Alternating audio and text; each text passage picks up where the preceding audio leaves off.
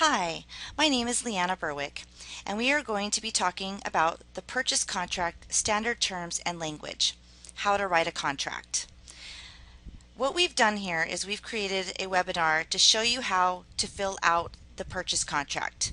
You have a buyer, you need to write a contract. Where do you start? What do you do? And how do you fill it out?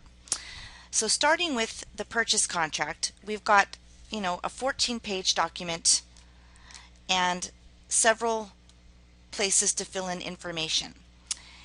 If you have not gone over the contract, it might be a good idea just to go over it and read it maybe before coming and listening to this class. But if you haven't already read it, we are going to dive into it and really go through each paragraph in the contract and explain what things mean and what the standard terms and language that you would put into those boxes. One of the things that I created to assist with this is kind of like a Bible, if you will, of how to fill out the purchase contract. It goes step by step on what the box means, what to put in there, and what we as a company would like you to do in representing a buyer, what standard terms we would like you to follow. I do want to stress as soon as we start here that although we have made a mock purchase contract that's already filled out for you to kind of guide you along the process, that it is very important that you really pay attention to the paragraphs as you go through the contract, because not every buyer is the same, not every transaction is the same. So where we may have filled out information for you, it's not a copy and a paste type situation. It's just to help guide you in what typically you would see in a contract. And I will go through several scenarios that you might come up with that might help you if you end up in that situation. So let's start off by showing you where to get these documents, the sample purchase contract and the purchase contract counteroffer standard contract terms and language. That will help you guide you with filling out a contract. So for starters, where to download this information would be on our Elite Intranet site. And by now you should have already gotten access to this. So you would simply click on your bookmark, takes you to the Elite Intranet home page, and you would go to Leanna's training materials. So scroll down, find training and education documents, and find Leanna's training materials.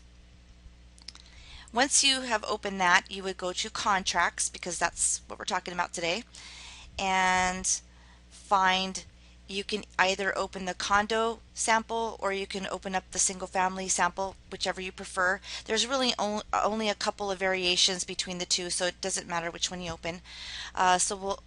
You can open the single family purchase contract, and then also want to show you the purchase contract counteroffer standard terms and language document. You will want to use this in conjunction with filling out a contract. So I've already opened those here on my desktop here, and we have the purchase contract, and then we have the purchase contract and counteroffer standard contract terms and language. Now, as you see here, I have every paragraph within the contract represented here, and it's quite a long document, so depending on the section that you might be interested in, or if you're learning for the first time, you will want to use this like I said, in conjunction with filling out a contract. So I'm not really going to cover this as much as I am the purchase contract, but I just wanted to make sure that you were aware that it was there, and it is a very helpful tool when filling out the contract. For example, I give several tips on what to fill out, strategy situations, scenarios that you might find yourself in, language that you wouldn't know how to type or what to say. I've already have it pre-written here for you, and you could go ahead and use what I have here if it works with your particular situation. So now we're going to go back to the purchase contract and start right away with talking about the purchase contract.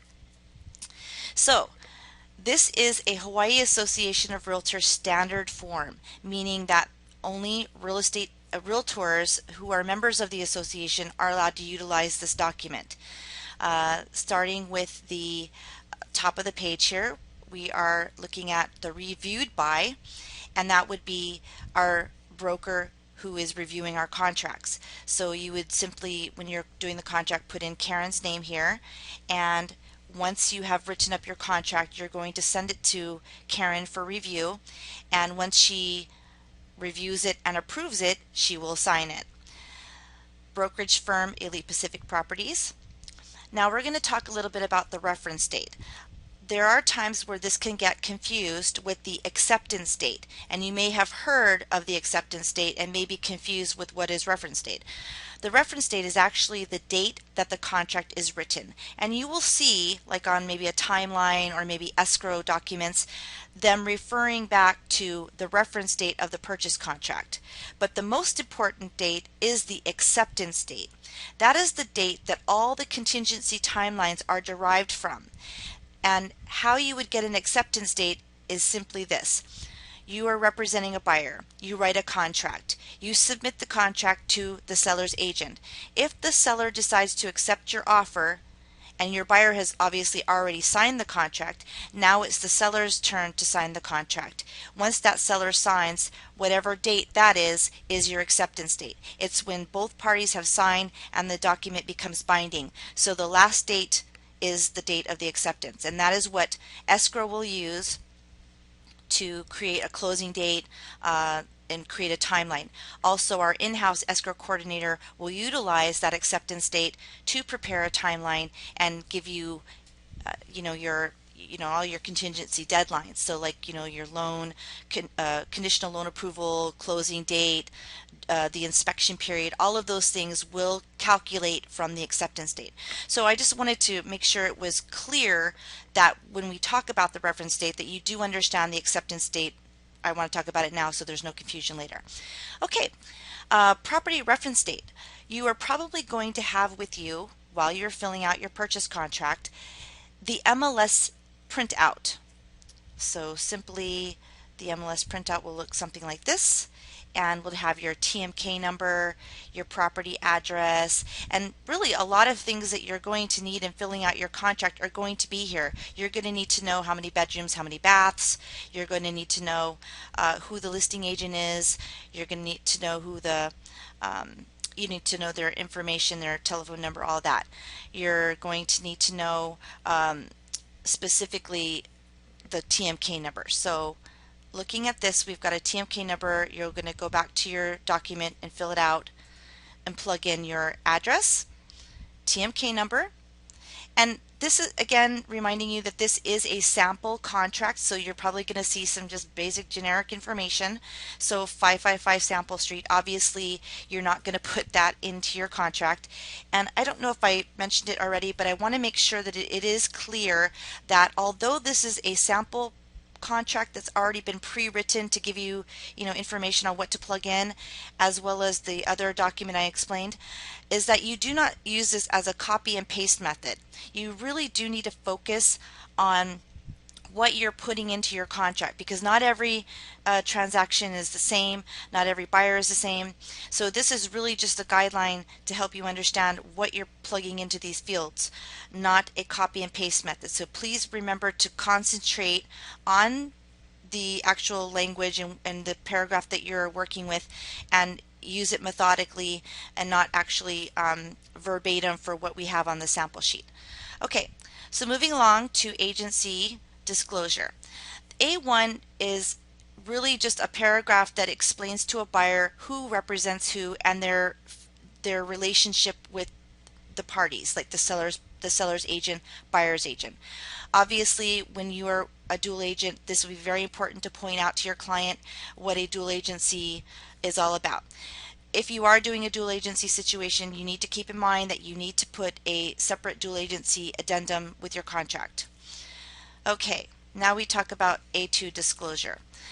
This is where you would specify who the selling agent is. It would not be the person, it would be the company, so don't put a person's name here.